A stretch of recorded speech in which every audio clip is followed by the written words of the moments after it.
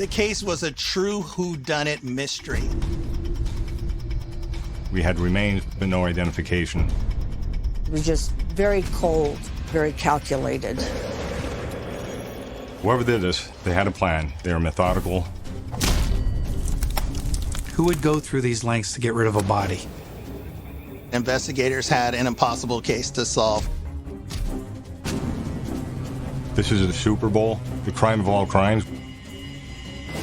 We have to identify this victim in order to catch the killer. I was wondering, did we meet our match?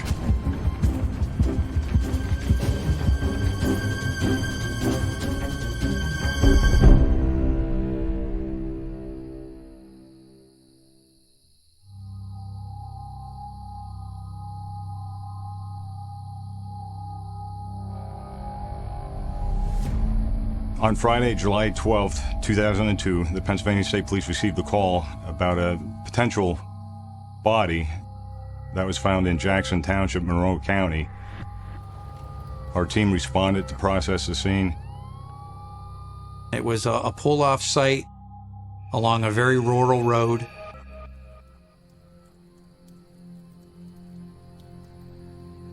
The body was located in two 55-gallon burn barrels. Because of the level of decomposition and the burning, the smell was absolutely putrid, so our team had to get respirators from a local fire company. It was obvious that there was no way this was an accident. It was brutal homicide. I've worked hundreds of homicides, but this is one of the most gruesome cases I ever experienced. I knew that this was going to be a difficult case to solve.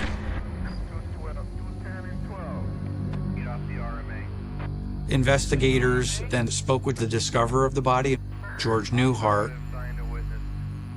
George Newhart said he was operating a septic business.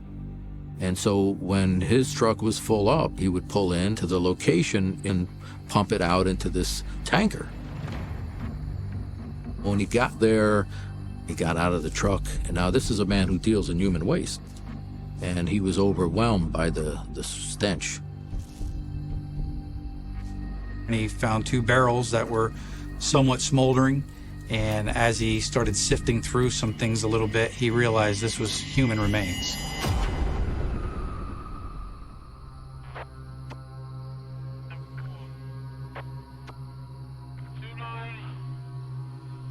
The first person that investigators started looking at was George. They checked his whereabouts, they checked his work logs. It actually checked out. So George was not a person of interest. So investigators got to put the body together. They've got to identify this person. It was very late when investigators initially got there. So the investigation really got going on the following day, on July 13th.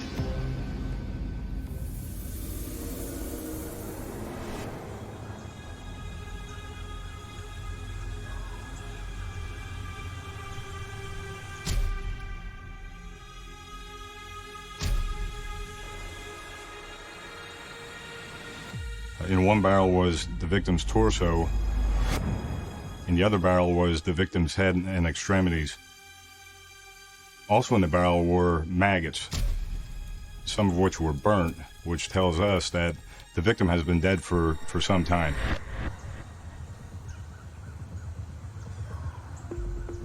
So investigators know that at this point, from that call and the time that George, the person who found the body, was at the properties, there's a 10-hour window from when this body could have been dumped.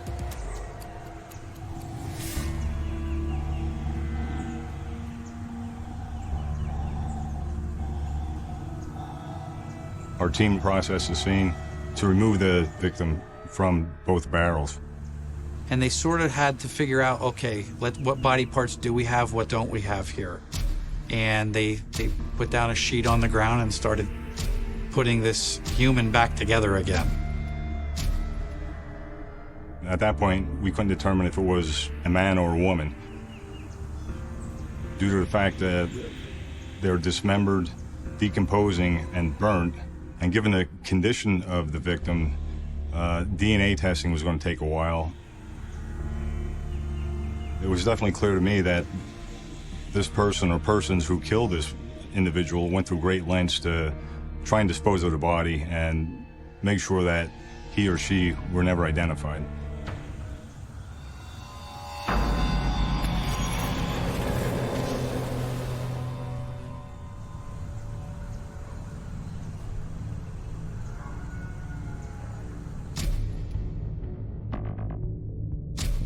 When removing the victim from the burn barrel, we discovered a piece of blue plastic or vinyl, and we recovered duct tape, we recovered a rope, remnants of clothing, cigarette butts, all these things that we thought may or may not be related to our crime.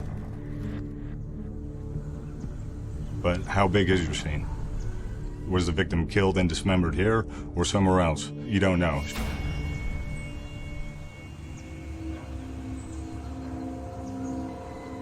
You're talking about a remote area of the Poconos, so it already set the case into a difficult status because they are looking at so much ground to cover.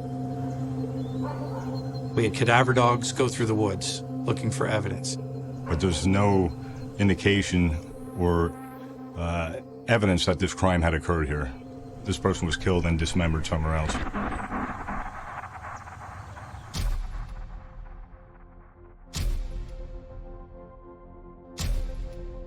Fortunately, the property did have a cable going across it, a 40-foot cable, and it was low. There was a lock on it, and it would have taken two people to get their vehicle underneath that cable, one to hold it up, one to drive the vehicle up to the barrels.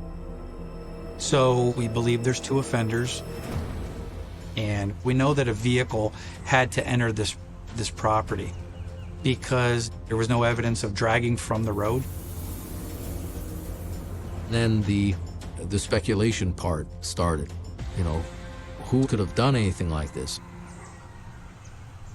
It's scary to think of the type of person who would go to these lengths to try and get away with this murder.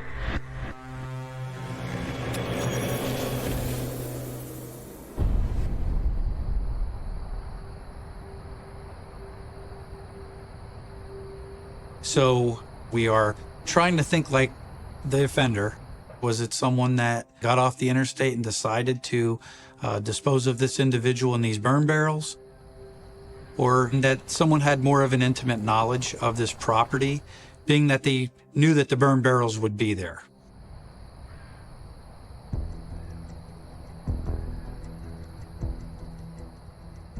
When the investigation started, there's a lot of people working on it, multiple agencies. You have this two-pronged approach. On one hand, you've got the investigators looking on the ground, looking for witnesses, looking for anyone with any information about this crime. Then, on the other hand, you've got the forensic team in the lab trying to work on identifying the body.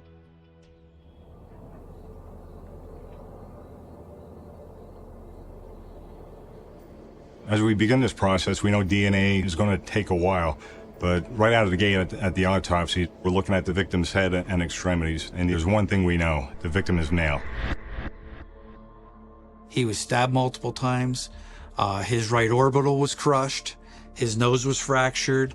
His tibia was broken. Not only was this person dismembered, they went through a lot of trauma.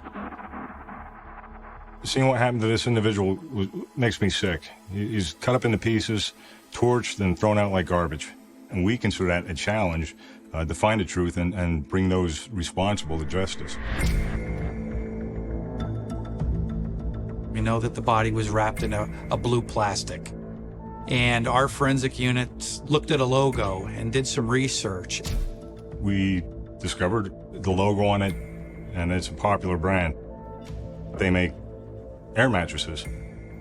We don't know where or when the mattress was purchased. We don't know how it's related to this crime or where it fits in. It's just another piece to the puzzle. We know that there's a killer out there, so it's very crucial to identify that victim.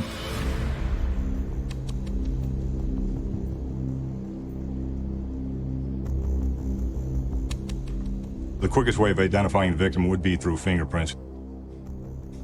But the hands were severely dehydrated, they were leathery, very hard. They're shriveled up, being exposed to the extreme heat. They're very small, almost like that of a child's. It makes dealing with that piece of human fingertip very difficult. The left thumb was the best fingerprint that we had to work with, but it was small. So it was a slow process. The killers had a plan to cover all their tracks. You don't put pieces of a body into two separate barrels and set them on fire unless you don't want to be found. It was so disgusting. You don't get that smell out of your head. Who would go through these lengths to get rid of a body? We knew that we were dealing with something very evil at this point.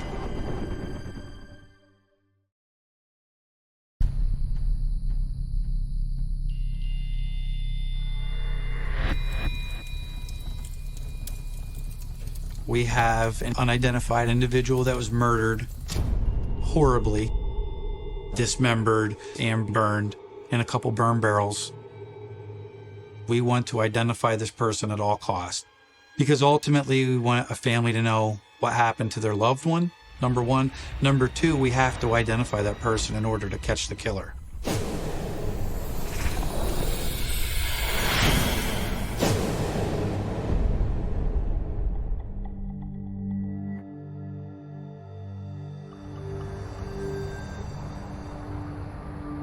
So weeks, they turn into months.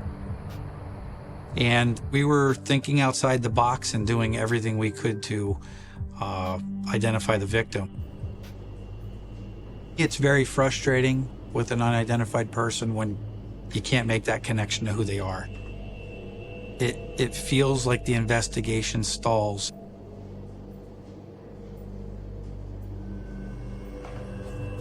So my partner reached out to a forensic artist, and he recreates with clay and his artistry and gives us a face of this victim.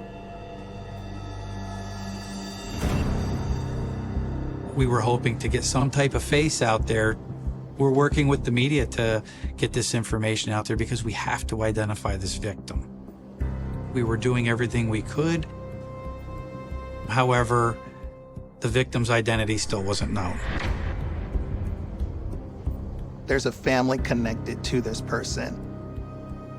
The investigators were frustrated. Can you imagine trying to solve a crime where the evidence is basically burned in pieces? So at this point, we're doing everything we can. We're looking at new avenues, anything we can do to think outside the box and move forward with this investigation. You have the human emotion and the professional emotion. But we were never going to give up. We weren't going to stop fighting for that victim.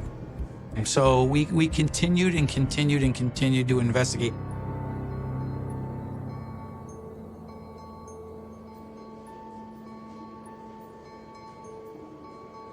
We believe there's two offenders based on the cable.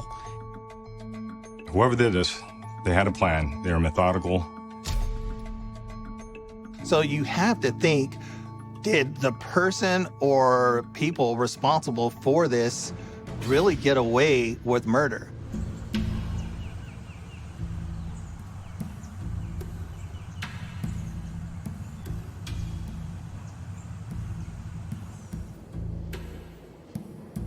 Then we get about a year outside of the investigation, and there was a very well-known case back in the summer of 2003 that came to light with an individual named Hugo Selinski. Hugo Selinski is accused of killing two people, burning, and then burying their remains at a Kingston Township home where he lived.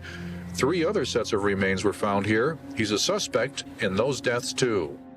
These murders were committed in May of 2002, just 2 months before they found the body in Jackson Township. Could Hugo Selinski be connected to this murder?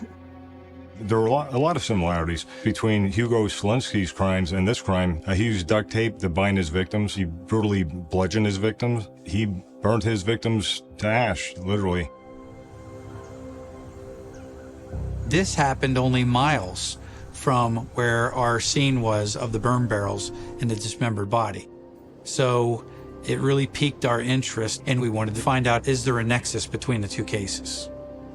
Does our victim have any connection to Hugo Selinski? We knew we had to keep pressing on, and it really all came back to identifying the victim.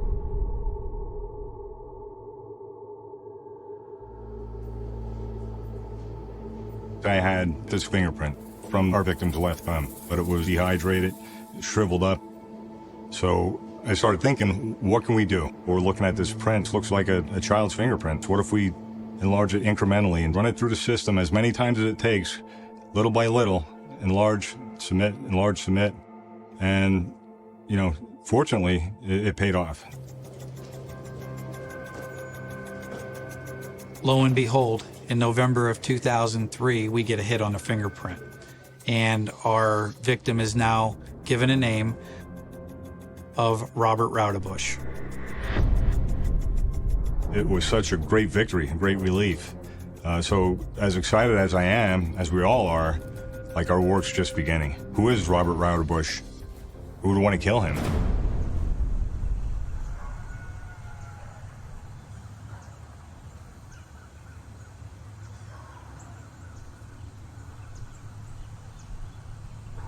So we reached out to the family. We want to learn as much about Bob as possible.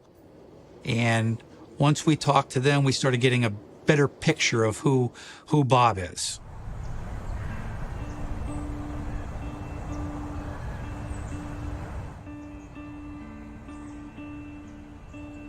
Bob was my stepbrother. His mother and my father were married in 1981. When I first met Bob and got to know him, he was very fun-loving. He was kind and seemed like someone who loved life and loved people and was just trying to find his own way. I had moved to Reno and was starting work at the new hotel. His mother was also starting to work in the same area. Bob was a security guard at one of the casinos. So many times we would meet up with him at the casino. The three of us would just have a really good time together. Bob was just part of the family. We all became a family together. Bob was trying to find his way. He decided to go into the Marine Corps. After the Marines, Bob had relocated to the East Coast. Bob's mother told me, that he had moved to Pennsylvania, that he had a girlfriend. She expressed concern because he had not contacted her on her birthday. No matter what, he would never miss her birthday. And then in the winter, she called me and told me that the Corning police had come to the home to tell her that his remains had been identified as a murder victim in Pennsylvania. I was horrified. I just couldn't imagine someone doing that to another human being and then just dumping like a piece of garbage. How could they be so cold? They didn't care about anything except covering up their own heinous act. Before we knew Bob's identity, we conducted hundreds and hundreds of interviews. Now that we have his identity, we're going to conduct hundreds and hundreds more. We are going to get to the bottom of this. We have to do everything possible to catch the killer. It was definitely one of those cases where I thought maybe we met our match.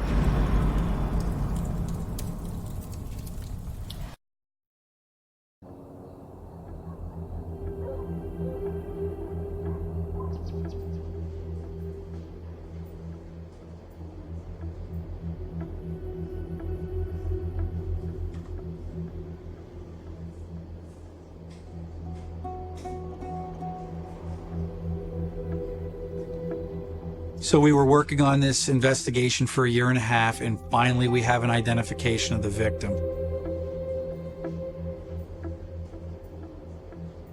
Bob Roudabush. It's like a shot of adrenaline, but we still didn't have a crime scene as to where the victim was killed at. These individuals were smart enough to transport that body and did a pretty good job of destroying it, almost to the point of not identifying the victim. Fortunately, that didn't happen.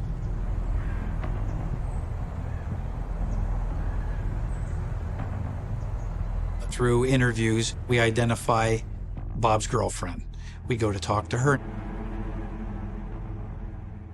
She had not seen him for quite some time. She never filed a missing person report because their relationship was sort of over. It was strained. She kind of moved on with her life at this point. We asked, is there anyone that would want to hurt Bob? Was there any connection to an individual named Hugo Selinski who killed multiple people? When you have Hugo Selinski burning bodies on his property, it's only logical to think that there may be a connection between the two. She told us she wasn't aware of anybody that wanted to hurt Bob, and she had no connection to Hugo Selinski. Periodically, I'd find myself going out and searching just to see if there had been anything new about what had happened and any suspects. There was sadness, there was an emptiness that was there, and it was just so hard.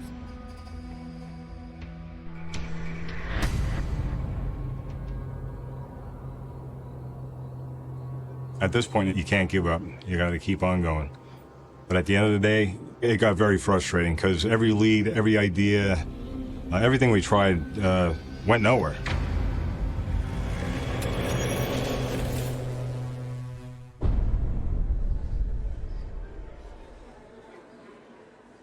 Around the time we released Identity to the press, we received a call from James Britton, an inmate, who says he has information regarding this investigation.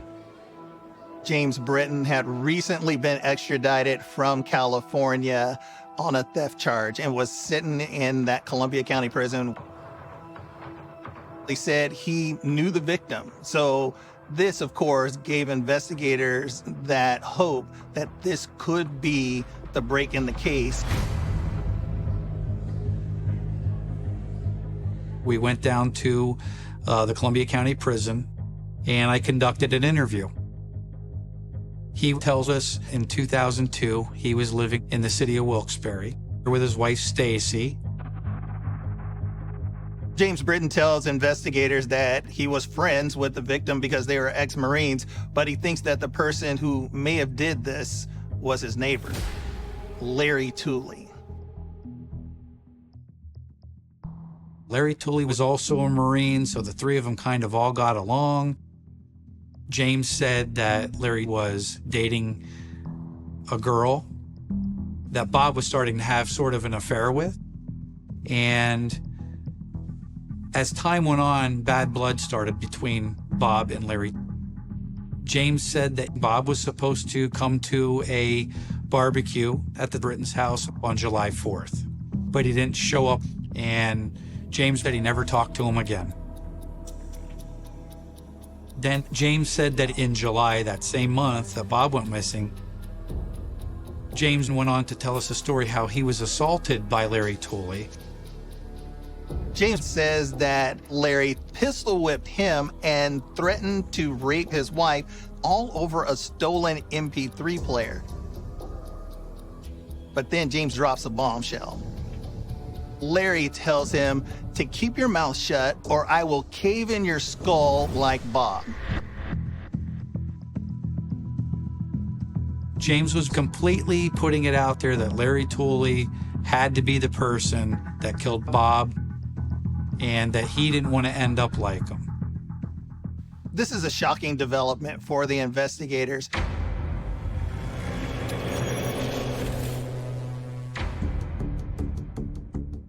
Now, Larry Tooley was well known to the investigators because Larry Tooley at that point in time was incarcerated on murder charges. In November of 2002, Larry killed a 16-year-old during a home invasion. Now, Bob was discovered in July of 2002. This is only 4 months apart. So there was a lot of interest in Larry Tooley at this point.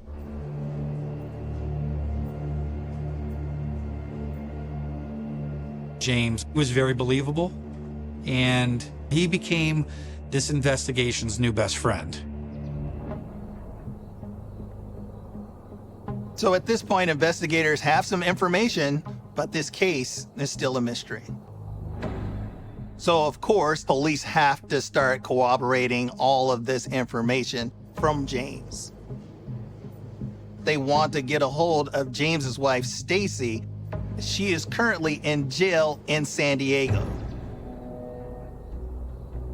I reached out to Stacy Britton. She immediately goes into Larry Tooley and talking about being assaulted, her husband being pistol whipped by him. Now, this is Stacy's words, which were very similar to her husband. She said, "I'm going to cave your skull in and have a mother barbecue." So she added that in there too, a barbecue, burn barrels. Bob's remains were lit on fire. At this point, I'm thinking we are really onto something. Stacy Britton kind of corroborated that same information, but she gave a few extra tidbits.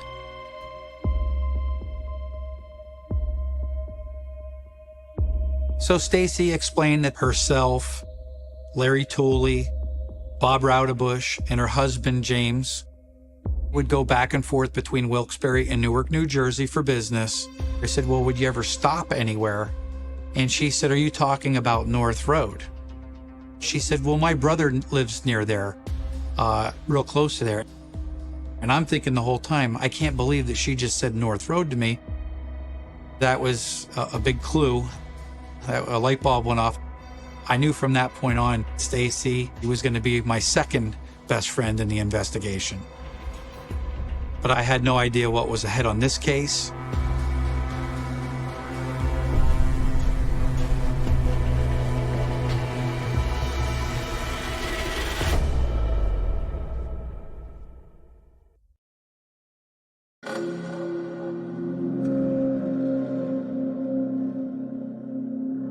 I knew that once the victim was identified, we would make moves in the right direction. At this point, we're thinking Larry Tooley or Hugo Selimsky have to be tied into the murder of Bob Raudebush. So we're going to explore every possible aspect before we make our next move.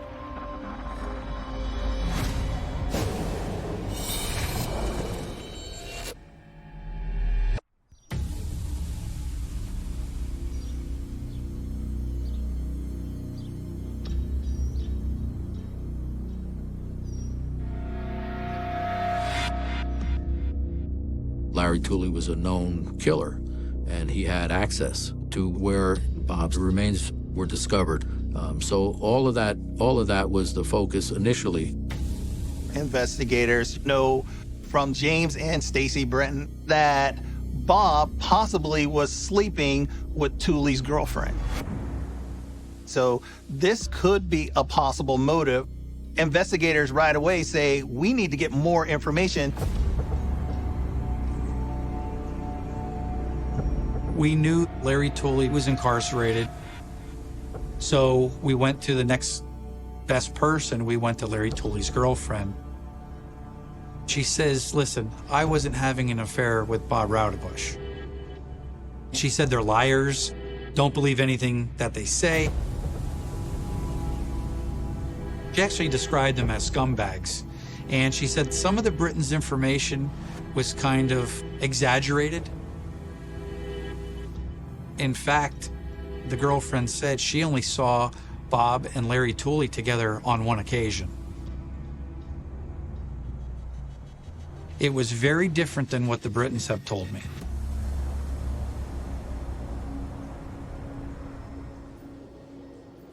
So we thought maybe the Brittons were using that as a deflection and trying to give like a smokescreen. They definitely knew more than they were saying. The Britons had been very believable. However, we were starting to think, I wonder if this is a story they created to push blame off themselves. We know that there were some inconsistencies in their stories that were red flags. Are they omitting things? Are they lying to us? Anyone could have done it. We have a pool of people that are possible suspects, but we still need that one clue or piece of evidence to push us in the right direction.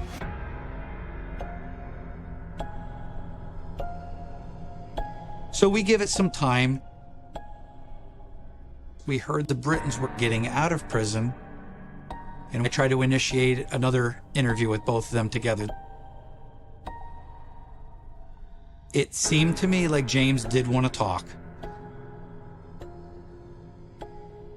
However, Stacy was having no part of that, and she shut down the interview.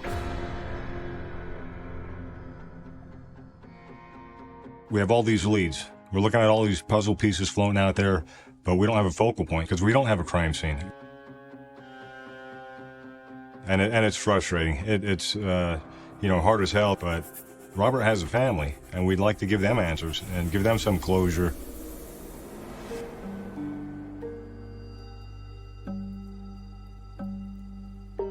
The police were working diligently to try and solve his murder. It was just so hard. We needed to know what happened and why it happened. Whoever committed this crime planned this in such a way where they wouldn't get caught. There's a lot of roads that lead off in different directions, but it doesn't seem like it's leading to the person or people who committed this murder.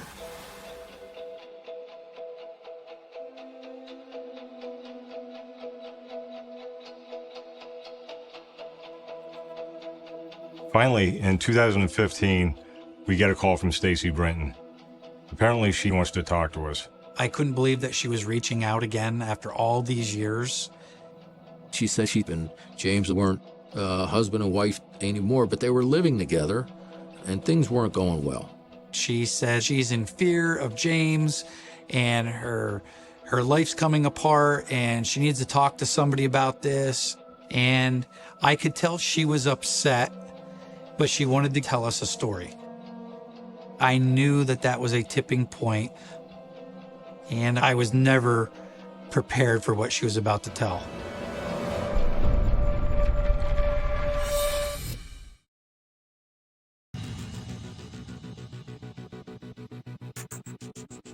On August 14, 2015, we finally got that break.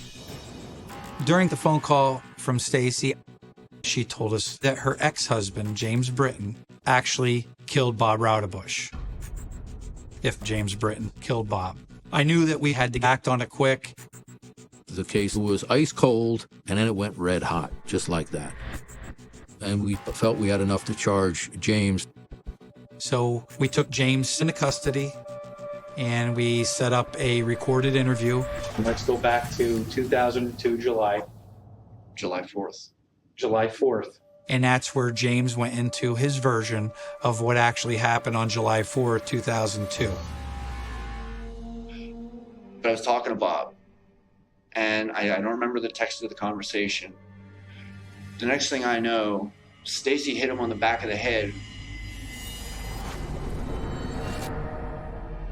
with like a heavy metal mallet hammer type of thing. And she hit Bob in the back of the head with this thing. She had a knife in her hand. And she started to try and stab at Bob with the knife, and he kept fighting her off and pushing and punching against her. And I didn't know what the hell to do. I sat there, I was like in complete shock. Why didn't you stop it? It's gonna sound stupid, I was in fear of my life too. I mean, she attacked Bob out of the blue, and if I got involved, I knew I'd be dead too.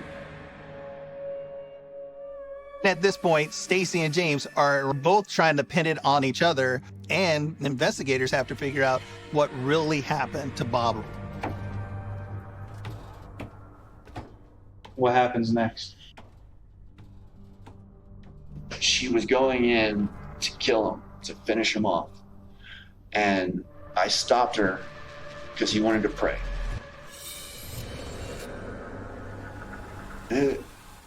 His last words were, "Oh God, please not a violent death."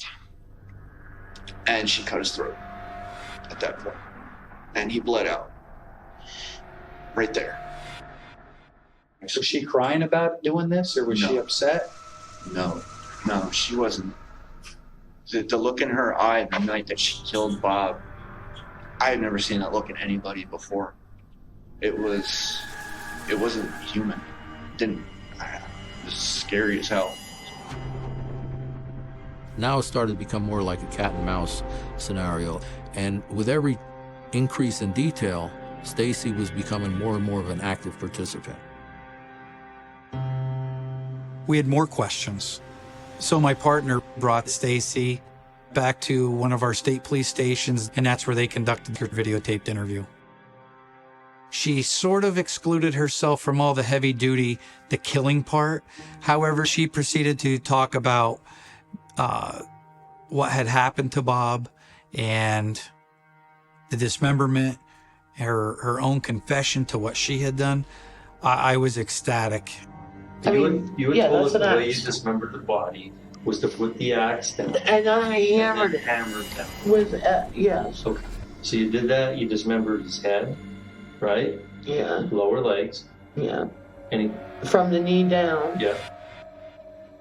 Stacy went into all that awful detail about how she disposed of the body and using garden shears and a sledgehammer and an axe, just awful stuff.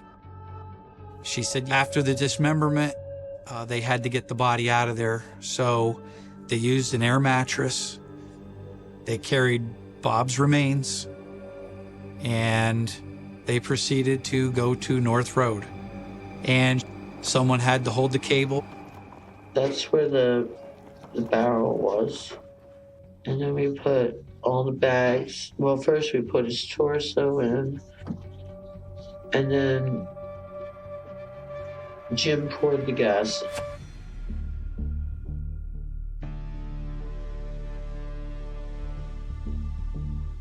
And Stacy lit the remains on fire, and they fled there.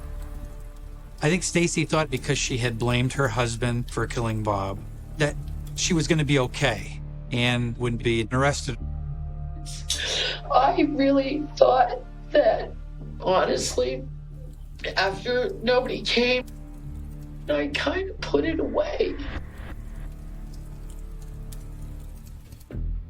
It appeared Stacy was going to beat James to the punch by blaming it on him before he could blame her. I called it the nuclear option because it wound up bringing both of them down. They each admitted enough about their own involvement to clearly make them culpable in the murder. For years, we heard this story from the Britons about Larry Tooley committing this crime, and there was the Hugo Selinsky angle as well. Deep down inside myself and my partner, we always thought there's just more to this. It doesn't make sense. They thought they committed the perfect murder, but they were wrong. They got rid of the body, got rid of evidence. Their stories were very similar. However, the devil's in the details. And I think ultimately it was their own words that was the best evidence. So investigators arrest both James and Stacy. In October of 2016, James took the plea and was sentenced to 15 to 30 years in state prison for murder in the third degree, abuse of corpse, and perjury. But Stacy insisted on going to trial. After 14 years of police trying to find the person who allegedly killed 46-year-old Robert Roudbush, Stacy Britton is heading into a Monroe County courtroom to face charges. November of 2016, Stacy Britton is convicted of first-degree murder, hindering apprehension, and conspiracy. She's sentenced to life in prison without the possibility of parole. What she did to get rid of Bob, it was worse than a horror movie. You can't do this to a human being and get away with it. This is the Super Bowl, you know, the crime of all crimes, and I'm proud to be a part of the team that, you know, brought justice to the victim. I think it's so interesting that it was their own mouths that ended up doing them in. They had to tell on one another. They just had such a volatile relationship that it got the best of them. And I am very, very thankful that the police stayed on this, because nobody deserves what was done to Bob. Nobody.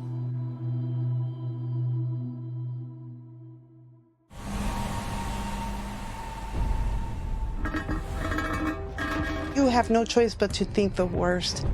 Christina had been missing longer than she had been alive. We had always hoped to bring Christina home. Whoever did this really knew what they were doing and did not want her found.